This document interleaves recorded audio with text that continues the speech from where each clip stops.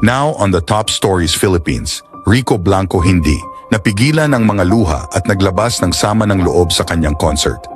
Matapos ang pag-amin ng hiwalayan ni Maris Racal at Rico Blanco, maraming tagahanga at kaibigan ang nagbigay ng kanilang reaksyon sa social media.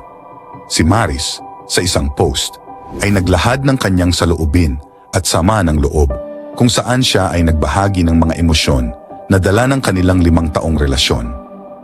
Sa kabila ng saya at magagandang alaala, inamin niyang nalulumbay siya sa pagwawakas ng kanilang pagmamahalan. Ayon kay Maris, naging maayos ang takbo ng kanilang relasyon sa nakaraang mga taon. Ngunit sa mga nakaraang buwan, may mga nagbago sa kanyang damdamin. Isang araw, nang nag-usap sila ni Rico, inamin niyang hindi na niya kayang ipagpatuloy ang kanilang relasyon. Ang pagsasabi nito kay Rico ay hindi madali para sa kanya. Ngunit nais niyang maging tapat at makapagbigay ng respeto sa kanilang pinagsamahan. Ipinahayag ni Maris na sa kabila ng sakit ng kanilang paghihiwalay, naging maayos ang kanilang pag-usap. Walang naganap na matinding hindi pagkakaunawaan at parehong nagpasya na ang mas mabuting hakbang ay ang maghiwalay. Naniniwala si Maris na ang pagkakaroon ng maayos na paghihiwalay ay mahalaga upang mapanatili ang magandang alaala ng kanilang relasyon. Samantala, si Rico Blanco naman ay naglabas ng kanyang emosyon sa isang concert, kung saan ang mga awit na kanyang inawit ay puno ng damdamin.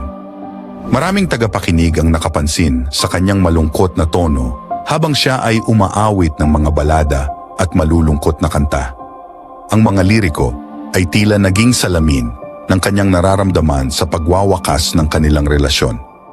Sa bawat nota, nadarama ng kanyang mga tagahanga ang hirap at lungkot na dulot ng kanilang sitwasyon.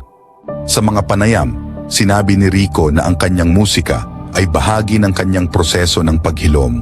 Ang pag-awit ay kanyang paraan ng pagpapahayag ng damdamin at sa kabila ng sakit, patuloy niyang ipinapahayag ang kanyang sining. Ipinahayag niya ang pasasalamat kay Maris para sa mga magagandang alaala at mga karanasan na kanilang pinagsaluhan. Maraming tagahanga ang nag-alok ng kanilang suporta sa pareho. Umaasang makakahanap sila ng kaligayahan sa kanilang mga susunod na hakbang.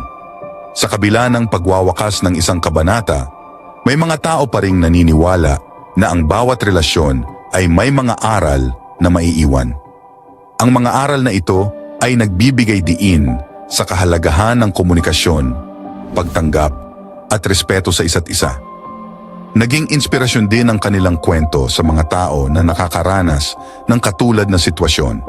Ipinapakita nito na kahit gaano pa man kahirap ang proseso ng paghihiwalay, mahalaga pa rin ang paggalang sa nakaraan at ang pagtanggap ng mga bagong pagkakataon.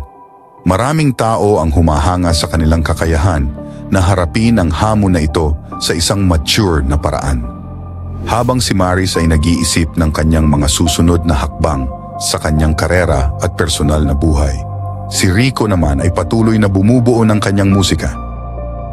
Ang kanilang mga tagahanga ay sabik na nagmamasid sa kanilang pag-unlad at mga bagong proyekto. Naniniwala sila na ang mga artist na ito ay hindi lamang nagdadala ng saya, kundi pati na rin ng inspirasyon sa kanilang mga tagapakinig. Sa huli, ang hiwalayan ni Maris at Rico ay isang paalala na ang pag-ibig, kahit ito ay may katapusan, ay puno ng mga magagandang alaala at mahahalagang aral.